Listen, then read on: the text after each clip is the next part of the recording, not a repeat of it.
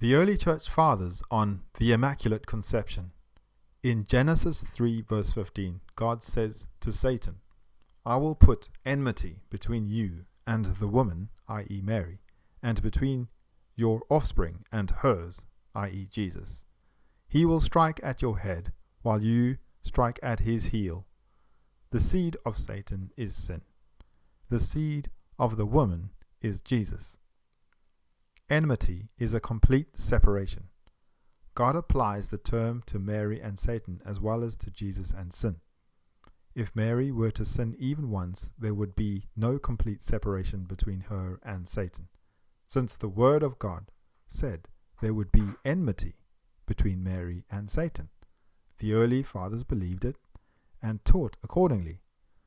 Those who say the woman spoke of here was Eve, or the church, or even Israel, forget that all of those entities either were guilty of sin or were comprised of sinners. Thus, there could not be any enmity between them and Satan. The Odes of Solomon from 80 AD.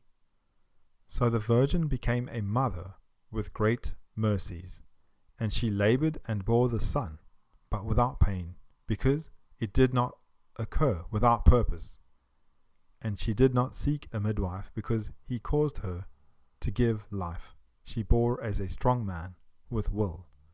Implied as pain during childbirth is the consequence of sin. See Genesis 3 verse 16.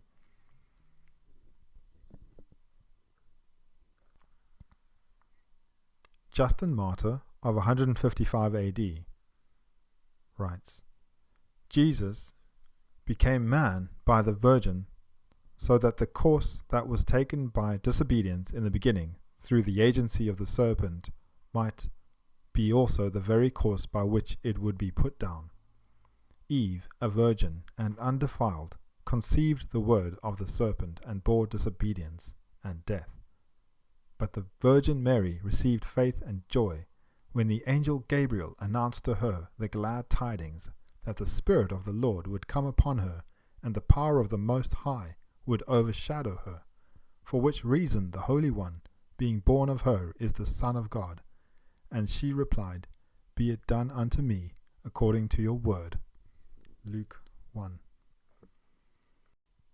Irenaeus of Lyon, 189 AD, in his book Against Heresies, writes, Consequently, then, Mary the Virgin is found to be obedient, saying, Behold, O Lord, your handmaid, be it done to me according to your word. Eve, who was then still a virgin, although she had Adam for a husband, for in paradise they were both naked, but were not ashamed, for having been created only a short time, they had no understanding of the procreation of children.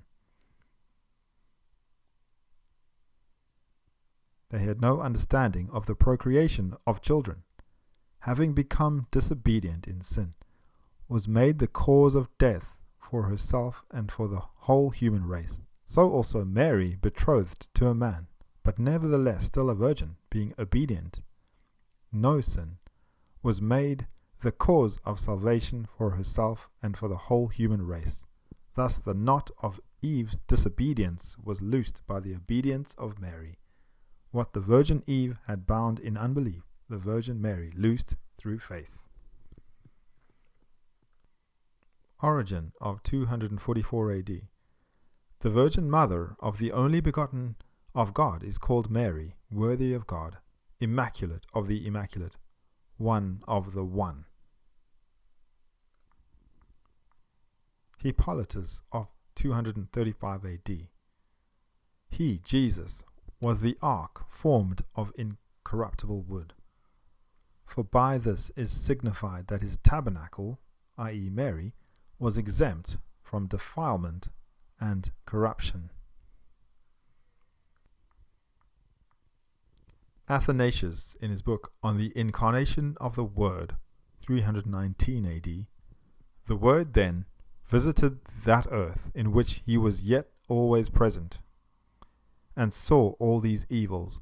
He takes a body of our nature, and that of a spotless virgin, in whose womb he he makes it his own, wherein to reveal himself, conquer death, and restore life. Ephraim the Syrian of 361 AD. You alone and your mother are more beautiful than any others, for there is neither blemish in you nor any stains upon your mother. Who of my children can compare in beauty to these? Ambrose of Milan, 387 AD. Come then, and search out your sheep, not through your servants or hired men, but do it yourself. Lift me up bodily and in the flesh, which is fallen in Adam. Lift me up, not from Sarah, but from Mary, a virgin, not only undefiled, but a virgin whom grace had made inviolate, free of every stain of sin. Gregory Nazianzen of 390 AD. He was conceived by the Virgin, who had first been purified by the Spirit in soul and body.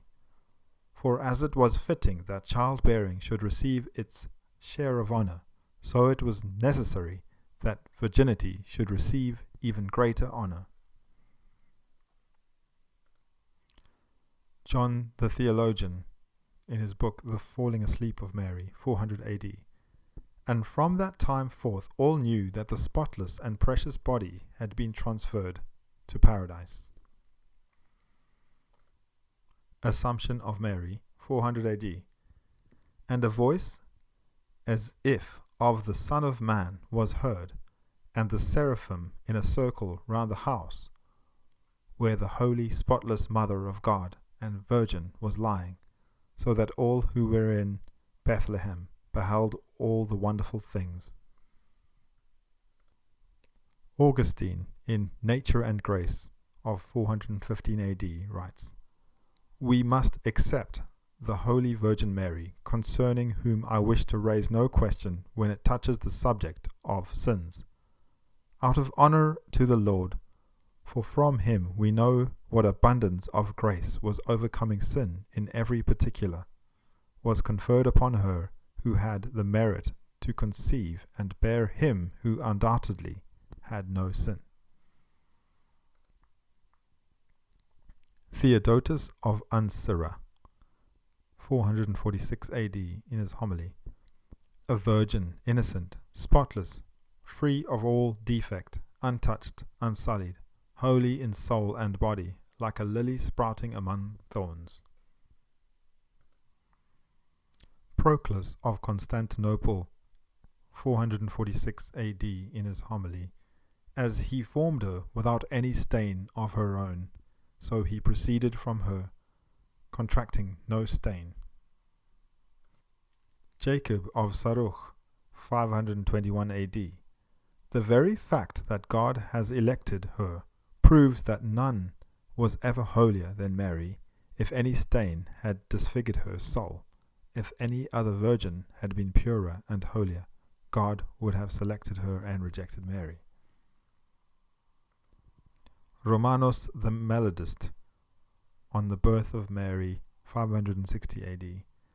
Then the tribes of Israel heard that Anna had conceived the Immaculate One. So everyone took part in the rejoicing. Joachim gave a banquet, and great was the merriment in the garden. He invited the priests and Levites to prayer. Then he called Mary into the center of the crowd, that she might be magnified.